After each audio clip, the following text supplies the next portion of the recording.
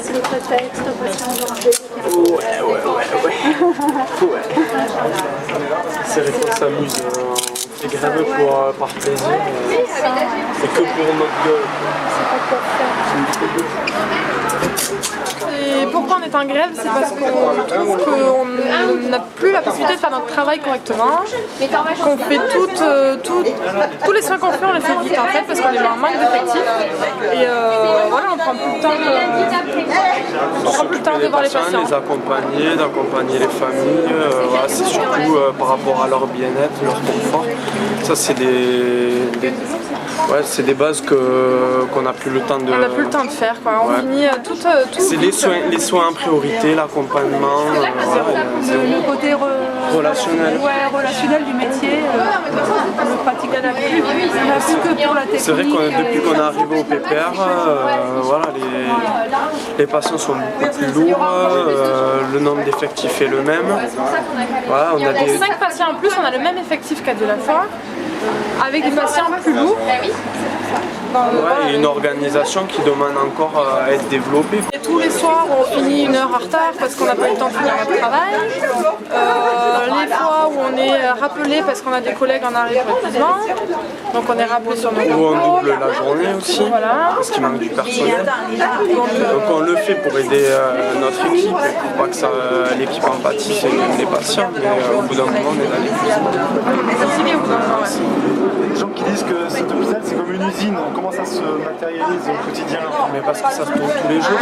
Et les soignants, les patients ils rentrent, ils sortent, ils rentrent, ils sortent. Voilà, c'est la direction. Les patients ne sont pas encore sortis, les chambres ne sont pas encore faites, il y a déjà les patients qui sont dans le couloir qui attendent. La direction elle se plaint de notre organisation, mais c'est eux qui ont dirigé cette organisation de merde. Et l'organisation, notre organisation, depuis qu'on a le PPR, on l'a changé combien de fois déjà? On l'a changé je ne sais pas combien de fois pour essayer d'améliorer tout ça, mais finalement on se rend compte que nous, quand on modifie, ça ne s'améliore pas. Donc peut-être que le problème vient d'ailleurs. C'est peut-être pas que nous en fait. Alors ils nous font culpabiliser, ils nous... c'est des petits coups de pression qui nous mettent... Pression pour dire oui, il faut faire vite la chambre, là, il y a le service, il suffit d'un peu pour que les choses soient vite faites et on court quoi. En gros, ils vont mettre en cause des fois notre compétence et notre connaissance. Nous, on essaye de faire du mieux qu'on peut. Si on n'arrive pas à prendre de pause, si on n'arrive pas à finir à l'heure, c'est parce qu'on s'organise mal. Voilà. Alors qu'avant, on n'avait pas de problème. On était organisé d'abord, parce qu'on finissait à l'heure et le travail était fait correctement. Et même très correctement, nos patients vous avez perdu du compétence. Voilà, de la fois à PPR, on a régressé niveau compétences. Bien régressé apparemment. Le nombre d'heures sup qu'on fait n'est plus très bon quoi. Voilà. Et beaucoup de filles qui veulent partir, de filles ou collègues. On en est à 6 départs déjà. Et en tout on était 11, enfin il y en a 11 qui regardent des bourses à l'emploi ou des choses comme ça pour partir. Sur combien Sur une équipe de à peine 30. On a même une collègue qui est partie parce qu'elle n'en pouvait plus et elle n'a pas trouvé de boulot encore à côté. Elle n'en pouvait tellement plus qu'elle a dit tant pis, je pars même si j'ai pas de boulot, je trouverai plus tard, mais là je peux plus. C'est quoi les conséquences sur votre vie quotidienne, votre vie privée en vrai? C'est quoi les conséquences? Un problème d'organisation, on ne peut pas organiser nos journées, nos temps de repos, on ne sait pas quand on va être de repos, même si c'est prévu on est toujours rappelé. Les vacances c'est pareil. C'est journée, même quand tu es de matin, l'après-midi, moi je suis épuisée, j'ai plus envie de rien faire l'après-midi quoi. Même on devrait finir à 9h, mais pour les personnes qui ont des enfants, elles rentrent chez elles à 11h parce qu'on fait des heures sup. Voilà, il faut rentrer, il faut manger, il faut dormir, le petit qui serait à 5h, voilà. Puis le moral, le fait de rentrer chez toi, tu sais très bien que le travail que tu as fait, c'est pas du bon travail. Frustré, ouais. T'as essayé de faire ce que tu pouvais, mais voilà, pour nous, ça ne nous suffit pas. Pour notre conscience On rentre à la maison, professionnelle, on continue à penser au travail. Voilà. Et j'ai des collègues qui ne dorment pas la nuit. Ah, mais même ça nous arrive d'appeler en pleine nuit des collègues pour leur dire on a oublié de vous dire ça, c'est des choses mais vraiment qui mettent pas en danger le patient. Et en disant, peut-être je vais te parler de ça, ou ah, peut-être tu penseras dire ça demain, ou des choses comme ça, mais on y pense quand on est à la maison. À 11h, minuit. Voilà. Les collègues de filles nous ont souvent au téléphone. Souvent au téléphone. Et tout ça c'est un problème de temps. Si on pouvait prendre en charge les patients. On a du mal à assurer la continuité des soins. Et on le ressent aussi par ce que nous disent les patients aussi. Enfin, on le voit bien que des fois ils nous disent je ne veux pas vous embêter, je sais que vous êtes occupés. Non, c'est pas, vous embêtez pas, c'est pas votre. C'est pas aux patients à s'adapter. Voilà, c'est pas aux patients à s'adapter à nous et là on demande de s'adapter. Ils s'excusent d'avoir besoin de nous. C'est ça. Ouais, Parce d'avoir qu'on leur des prend du demandes. Bah oui, mais bon. C'est un C'est quoi peu. le discours des médecins? Comment ils... Les médecins, alors certains nous soutiennent, comprennent totalement notre démarche. D'autres, je pense qu'ils ne se rendent pas compte de la galère incarnée. Et puis je pense qu'ils ont aussi leur galère à eux. Il faut déjà qu'ils arrivent à se caler eux de leur côté, ce qui n'est pas encore du tout le cas. Alors pas du tout. Qu'est-ce que répond la direction? Qu'est-ce qu'ils vous répondent? Ça fait un mois qu'on est en grève, on les a pas revus. On fait des réunions, ils nous entendent, mais dès le début de la réunion, ils nous disent qu'on ne pourra pas obtenir ce qu'on demande. Voilà. Et Notre après souhait. ils nous demandent de faire des propositions. Voilà. Alors ça, on en a fait des propositions, on a essayé d'en mettre en place, mais c'est ce qu'on disait tout à l'heure, voilà, ça n'améliore pas notre quotidien. Celui des patients. Oui, non, mais... Donc ils nous disent que c'est des problèmes d'organisation, mais c'est eux, par rapport à la création de ce PPR, qui ont créé ce ces problème. problèmes-là. On nous a bien dit qu'il fallait rien espérer. Ah oui, mais de toute façon, chaque réunion, ils commencent par dire, donc pour vous dire de toute manière, aucun poste ne sera créé. Voilà, maintenant, qu'est-ce que vous avez à nous dire? Qu'est-ce que vous nous avez à nous proposer? Voilà. Ben, nous, on leur a proposé, on leur en a fait. Embaucher de l'effectif, on a essayé de mettre en place plein de choses. On a modifié les horaires de certaines personnes en journée pour essayer de pallier au manque qu'on a le soir. Ça fonctionne toujours pas. On a changé notre organisation. On a essayé de faire du binôme. On a essayé de faire le binôme, on a essayé de faire le binôme, on a essayé de changer le travail de chacun, que ce soit organisé différemment. On a déplacé certains soins, soit la nuit, soit le jour, pour essayer de pallier. Ça marche toujours pas. Donc, voilà. Nous, maintenant, on n'a pas court d'idées là. On a un court tout court. Ouais, on a un bout tout court, ouais, c'est ça.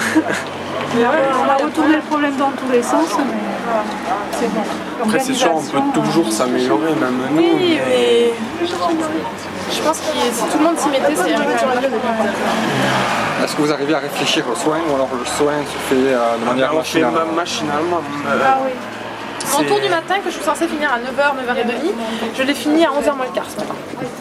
Voilà. Donc à partir de là, comment moi je peux avec mon heure quart qui reste faire tous mes pansements, ma visite,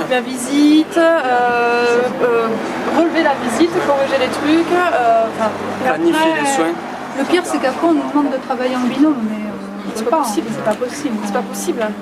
Si on travaille en binôme, ça veut dire que les toilettes, ce matin, on les aurait commencé à 10h30. Voilà.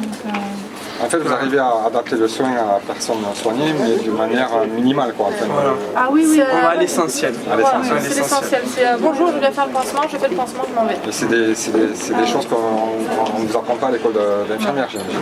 Parce que c'était prendre la personne dans sa Ça globalité. m'ensemble. Là, vous allez directement... Même avant le PPR, on ne retrouvait pas ce genre de problème. Mais plein de choses, on ne peut pas suivre les soignants, du coup ils sont retournés plein de fois les patients pour la toilette, nous on les revient pour leur faire le pansement, puis on revient pour les perfusions. Puis... Parce que de toute façon on fait des soins à la chaîne, quoi, c'est ça. C'est ça. On a l'impression d'être un peu maltraité. Je fais une liste, moi, le tour du matin, je fais une liste. Oui, mais c'est de la maltraitance passive. Oui, institutionnelle. Moi je dis c'est de la maltraitance institutionnelle. C'est ça. C'est quoi les conséquences sur votre santé à vous? Vous sentez les conséquences? La fatigue, l'épuisement. La fatigue, La fatigue, le La stress. fatigue physique et stress, mentale. Le mal au dos. Le dos, faire des choses seules parce qu'il n'y a personne qui est disponible. Voilà, c'est ça. On est obligé de se séparer, par exemple, pour faire les toilettes. peut les faire On fait habituellement à 2, on est obligé de se séparer pour aller plus vite. Et au final, Non mais la fatigue, hein, on se fait mal au on dos. sort à 14h ou à 21h, t'as plus envie de rien faire quoi. À 14h, moi je rentre chez moi, je fais plus rien, je reste à la maison, j'ai pas envie, je suis épuisée. Ou on se déconnecte complètement De la société. du métier Et moralement et aussi. de la société. hein. Ouais. C'est ça. Moi j'ai déjà vu des collègues qui ressortaient de la chambre d'un patient en pleurant. C'est pas tous les jours, mais c'est fréquent. C'est fréquent, quand on retrouve des collègues. J'avais fait une période de nuit d'un mois. Une nuit sur deux à peu près, j'arrivais à 21h par là et je trouvais une collègue en pleurs. C'est moyen. Et pourquoi ça vient, ces pleurs? Pourquoi les gens pleurent en sortant C'est de le la stress, chambre? c'est la goutte d'eau qui fait des bordels. C'est-à-dire qu'on cumule toujours des petites choses qui nous fatiguent et tout ça. Et puis un jour, sur une petite chose, Mais c'est le fait de vouloir bien faire ce qu'on fait, d'avoir une conscience professionnelle. C'est de ne pas pouvoir répondre à toutes les demandes des patients. Et, ouais, De c'est ne pas surtout pouvoir faire son travail correctement. Et du coup, les patients, vu qu'on est en première ligne, très c'est auprès de nous frustrant. qui se plaignent parce que on est les personnes qui voient en premier. Et du coup, les patients se plaignent de dire mais qu'est-ce que c'est que ça? On n'est pas venu me voir, on n'a pas fait ça, C'est auprès de nous qui râlent. Je leur en veux pas, c'est comme ça. On nous voit tout le temps. Et à force là, de prendre toujours les reproches, les critiques et tout ça, quand un patient arrive et qu'il est obligé d'attendre 1h30 sur une chaise parce que la chambre n'est pas faite et tout ça, il râle après nous. C'est pas normal. Sauf qu'au bout d'un moment, qui attend 3 semaines pour être opéré. voilà, 3 semaines encore, t'es gentil. 1 mois et demi. Voilà. Et forcément, il râle après nous parce que c'est nous qui voit en premier, c'est nous qui voit au On est téléphone. le lien entre la direction, les médecins. patients et les médecins. Quoi. Voilà. Donc on est au milieu, on est au cœur des soins. Donc, On fait, oui, forcément, il y a la direction qui nous tombe dessus et les patients qui nous tombent dessus. Et au bout d'un moment, ben voilà quoi. on fait tampon. Plus envie Il y a de la venir. Cour des comptes qui vient de dire qu'il y a trop de personnel dans les hôpitaux, qu'il faut supprimer 30 000 postes dans les hôpitaux. Ça vous inspire quoi? Mais ça inspire que je pense que plus personne ne voudra être soignant, tout le monde va partir, ça va intéresser plus personne. C'est ça. Quand je vois le nombre de filles qui sont parties, qui se sont reconverties, déjà on en a 3 quoi. Qui sont parties, une qui est partie dans la comptabilité, une qui n'a pas de travail, une qui pour le moment se laisse quelques mois parce qu'elle n'a pas envie de reprendre. Ça va finir comme Déjà ça. que c'est pas un métier qui attire par rapport Gigi, aux elle a- difficultés des horaires. Elle doit avoir la cinquantaine, Delphine elle en a 28, Aurélie elle en a 26 ou 27. Déjà que c'est difficile de travailler le week-end, les jours fériés. Déjà que ça attire pas beaucoup. Alors là, Ça fait 6 ans et demi que je travaille. Ah oui, mais en C'est la plus, on est première payé fois en cette année conséquence que j'ai dit à plusieurs personnes qui partent à l'école d'infirmière que je leur ai dit non, c'est pas ça. C'est ça. La sécurité du patient. Et les nouveaux qui arrivent, donc on avait 2 nouveaux, notamment diplômés là de juin, qui se posent la question de savoir s'ils vont continuer quoi. Donc ça fait quoi, 3 mois qu'ils travaillent? J'ai En 3 mois. vu ça, oui. Des, 3 mois. des jeunes à peine embauchés qui ont déjà envie de partir. Qui cherchent ailleurs pour partir. Quoi. C'est la première En fois que je 3 vois mois. ça depuis 7 ans. Je fais du CHU. Moi je dis, ça fait 3 ans que je suis au CHU, ça fait 3 ans que 3 fois que je fais appel au syndicat. Pareil. Tous les ans. mais c'est de pire en pire. Les conditions sont de pire en pire. C'est ça. Les conditions de travail. C'était censé être une avancée le PPR, eh bien merci. Hein. en On était revient. contents d'y aller. Ah, moi j'étais contente. J'étais si bien contente, c'était nouveau, on allait avoir des bâtiments propres, quelque chose qui était fonctionnel. On attend. Il n'y a pas de dysfonctionnement, c'est impeccable. Non, c'est parfait, tout va bien. Non, c'est On est parfait. dans l'excellence du saut Voilà. et de la prise en charge. C'est ça. D'ailleurs, on est premier hôpital. Premier hôpital de Oui, ça vous France. inspire quoi? C'est CHU de Toulouse Et même deuxième en France, je crois. premier en France avec Lille. Mais je sais pas quels sont leurs critères. C'est ce que j'avais. Surtout que c'est pas commencé ailleurs. Oui, Oui, voilà. ça donne envie de partir, je pense. Oui, ah oui, ils regardent oui, que c'est les ça. chiffres. Ah, Ne vous inquiétez pas, ils viennent pas dans les ah mais services. c'est Parce sûr. que je pense qu'on Les, passerait les chiffres une fois. Ça fait hôpital. Ah, ça c'est sûr, on produit. Hein. Ah, on fait du soin à la chaîne. Eh ben, au contraire, ça voudrait dire qu'on est efficace et pas qu'on a des problèmes d'organisation. Pourtant, ça marche pas alors. Et pourtant, ils, nous, ça me fait rire quand ils ça essaient de prenait nous en tête. prouver le contraire. Tu veux, s'ils commençaient à prendre les critères comme les arrêts pour épuisement, ou, le nombre de plaintes de patients. Ah ben, on serait des choses comme premier ça. là. On se premier, mais dans l'autre sens. De toute façon, il y a beaucoup de moins si vous voulez de CDD. Oui, voilà. Ça, c'est un facteur, c'est une chose qui est Restez combien de temps en CDD? Je suis contractuel encore depuis décembre 2012. Non, moi j'ai eu la chance, j'ai été stagiairisée au bout de 4 mois, donc ça va. Je suis pas trop Décembre 2012. Ça commence à faire beaucoup. 2 ans, c'est le Alors maxi. les cadres quand même ont appelé plusieurs fois pour que j'obtienne directement ma stagiairisation. Vous avez fait une pancarte, la rentabilité va nous tuer. Ah, mais la rentabilité, c'est-à-dire que pour eux, il faut qu'on soit rentable, c'est-à-dire qu'on fasse Plus avec moins. Voilà, et qu'on est coté au nombre de patients. Plus on prend de patients, plus il y a d'hospitalisation, plus on est efficace. Voilà. Je suis pas sûre que ça se calcule comme ça à la base. Hein. Normalement, c'est la qualité de la prise en charge. S'il y en a 10 qu'on prend mal en charge, au lieu de 5 qu'on prend en charge, pour moi c'est plus efficace. Pour eux, non. Pour eux, c'est le chiffre. Alors c'est sûr, c'est rentable. Hein. Je pense que au niveau des cachets, à la fin, ils s'y retrouvent. C'est des entrées, des sorties.